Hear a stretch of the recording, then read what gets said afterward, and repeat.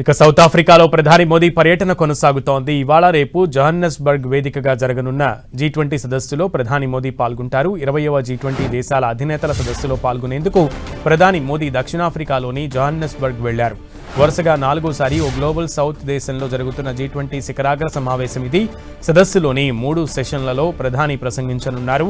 సమగ్ర స్థిరమైన ఆర్థిక వృద్ధి, వాణిజ్యం, వాతావరణ మార్పులు, ఆహార వ్యవస్థలు, అరుదైన ఖనిజాలు, కృత్రిమ మేధస్సు అంశాలపై మాట్లాడనున్నారు.